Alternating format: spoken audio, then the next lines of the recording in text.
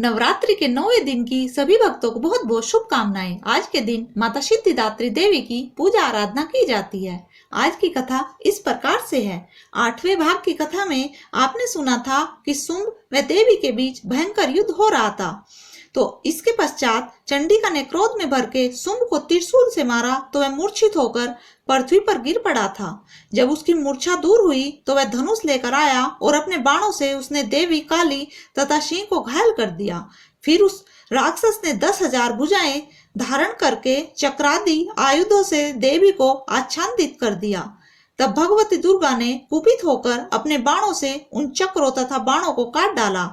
यह देखकर निशुंभ हाथ में गदा लेकर चंडिका को मारने के लिए दौड़ा। उसके आते ही देवी ने तीक्ष्ण धार वाले खड़ग से उसकी गदा को काट डाला। उसने फिर त्रिशूल हाथ में ले लिया।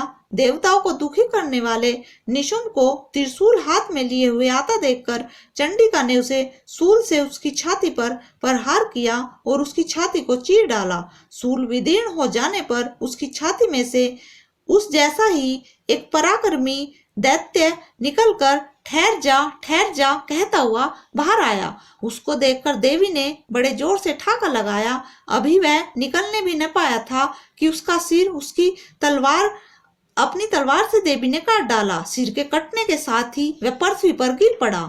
तदंतर सिंह दहाड़कर असुरों का भक्षण करने लगा और काली शिवदूती भी राक्षसों का रक्त पीने लगी।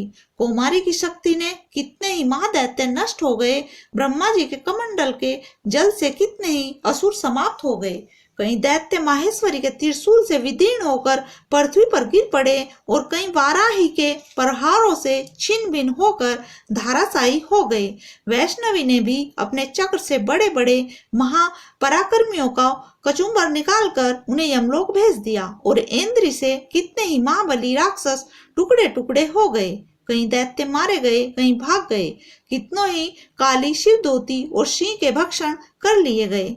महर्षि मेधा ने कहा, हे राजन, अपने प्यारे भाई को मरा हुआ तथा सेना को नष्ट हुआ देखकर क्रोध में भरकर दैत्य राज शुंभ कहने लगा, दुष्ट दुर्गे, तू अहंकार से गर्व मत कर, क्योंकि तू दूसरों के बल पर लड़ रही है। देवी ने कहा, हे दुष्ट, देख, मैं तो अकेली ही हूँ। इस संसार में मेरे सिवा दूसरा कौन है? यह सब मेरी शक्तियां हैं। देख, यह सब की सब मुझ में प्रविष्ट हो रही हैं। इसके पश्चात ब्राह्मणी आदि सब देवियां उस देवी के शरीर में लीन हो गई और देवी अकेली रह गई।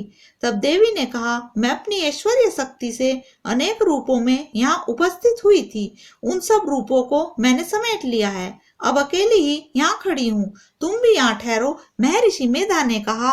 तब देवताओं तथा राक्षसों के देखते देखते देवी तथा शुंभ में भयंकर युद्ध होने लगा।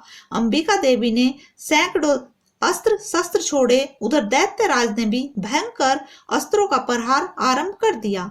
देवी के छोड़े हुए सैकड़ों अस्त्रों को दैत्य ने अपने अस्त्रों द्वारा काट डाला। इसी प्रकार शुंभ ने जो अस्त्र छोड़े उनको देवी ने अपनी भयंकर हुंकार से ही काट डाला। दैत्य ने जब सैकड़ों बाण छोड़कर देवी को ढक दिया तो क्रोध में भरकर देवी ने अपने बाणों से उसका धनुष नष्ट कर डाला। धनुष कट जाने पर दैत्य ने शक्ति चलाई, लेकिन देवी ने उसे भी काटकर फेंक दिया। फिर दैत्य चमकती हुई ढाल लेकर देवी की ओर दौड़ा, किंतु जब तक देवी के समीप पहुंचा तो देवी ने अपने तीक्ष्ण बाणों से उसकी चमकने वाली ढाल को ही काट डाला। फिर दैत्यों के राजा का घोड़ा मर गया, रथ टूट गया, सारथी मारा गया। तब वह भयंकर मुद्गल लेकर देवी पर आक्रमण करने के लिए चला, किंतु देवी ने अपने तीक्ष्ण बाणों से उसके मुद्गल को भी काट दिया। इस पर दैत्य ने क्रोध में भरकर देवी की छाती में बड़े जोर से एक मुक्का मारा। दैत्य ने जब देवी को मुक्का मारा तो देवी ने भी उसकी छाती में जोर से एक थप्पड़ मारा। थप्पड़ खाकर पहले तो दैत्य पृथ्वी पर गिर पड़ा, किंतु तुरंत ही वह खड़ा हो गया और फिर देवी को पकड़कर आकाश की ओर उछला और वहां जाकर दोनों में युद्ध होने लगा। वह युद्ध ऋषियों व देवताओं को आश्चर्य में डालने वाला था। देवी आकाश में दैत्य के साथ बहुत देर तक युद्ध करती रही। फिर देवी ने उसे आकाश में घुमाकर पृथ्वी पर गिरा दिया। दुष्ट आत्मा दैत्य पुनः उठकर देवी को मारने के लिए दौड़ा। तब उसने अपनी ओर आता हुआ देखकर देवी ने उसकी छाती विदीर्ण करके उसको पृथ्वी पर पटक दिया। देवी के त्रिशूल से घायल होने पर उस दैत्य के प्राण पखेरु उड़ गए और उसके मरने पर समुद्र, द्वीप, पर्वत और पृथ्वी सब कांपने लग गए। तदंतर उस दुष्ट आत्मा के मरने से संपूर्ण जगत प्रसन्न व स्वस्थ हो गया तथा आकाश निर्मल हो गया। पहले जो उत्पात सूचक मेघ और उल्कापात होते थे वह सब शांत हो गए। उसके मारे जाने पर नदियां अपने ठीक मार्ग से बहने लगी। संपूर्ण देवताओं का हृदय हर्ष से भर गया और गंधर्वनियां सुंदर गान करने लगी। गंधर्व बाजे बजाने लगे और अप्सराएं नाचने लगी। पवित्र वायु बहने लगी। सूर्य की कांति स्वच्छ हो गई। यज्ञशालाओं की बुझी हुई अग्नि अपने आप प्रज्वलित हो गई तथा चारों दिशाओं में शांति फैल गई। महर्षि मेधा कहते हैं, दैत्य के मारे जाने पर इंद्र आदि देवता अग्नि को आगे करके कात्यायनी देवी की स्तुति करने लगे। उस समय अभिष्ट की प्राप्ति के कारण उनके मुख खिले हुए थे। देवताओं ने कहा, हे शरणागतों के दूर दूर करने वाली देवी तुम प्रसन्न हो। हे संपूर्ण जगत की माता तुम प्रसन्न हो। हे विश्वेश्वरी तुम विश्व की रक्षा करो क्योंकि तुम ईश्वर और अचर की ईश्वरी हो। हे देवी तुम संपूर्ण जगत की आधार रूप हो क्योंकि तुम पृथ्वी रूप में ही स्थित हो और अत्यंत पराक्रम वाली देवी हो। तुम विष्णु की शक्ति हो और विश्व की बीज परम माया हो और तुमने ही इस संपूर्ण जगत को मोहित कर रखा है। तुम्हारे प्रसन्न होने पर ही यह पृथ्वी मोक्ष को प्राप्त होती है। हे देवी संपूर्ण विद्याएं तुम्हें ही छिन्न भिन्न स्वरूप में है।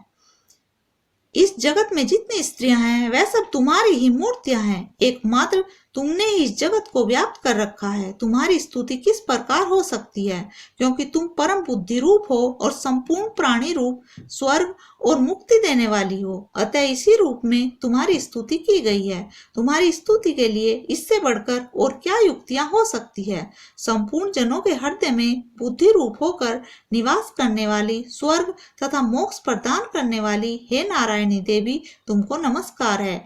कलाकाष्ठा आदि रूप से अवस्थाओं को परिवर्तन की ओर ले जाने वाली तथा प्राणियों का अंत करने वाली नारायणी तुमको नमस्कार है। हे नारायणी संपूर्ण मंगलों के मंगल रूप वाली, हे शिवे हे संपूर्ण प्रयोजनों को सिद्ध करने वाली, हे शरणागत वत्सला तीन नेत्रों वाली गौरी तुमको नमस्कार है।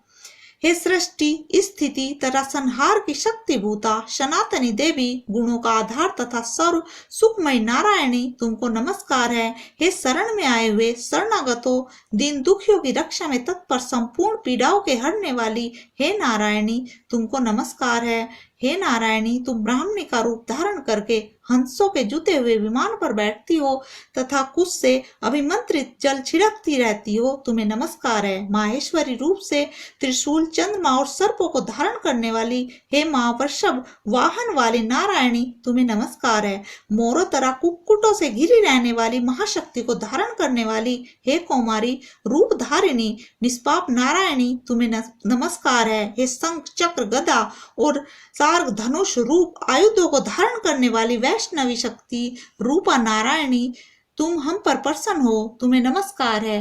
तुम्हें नमस्कार है।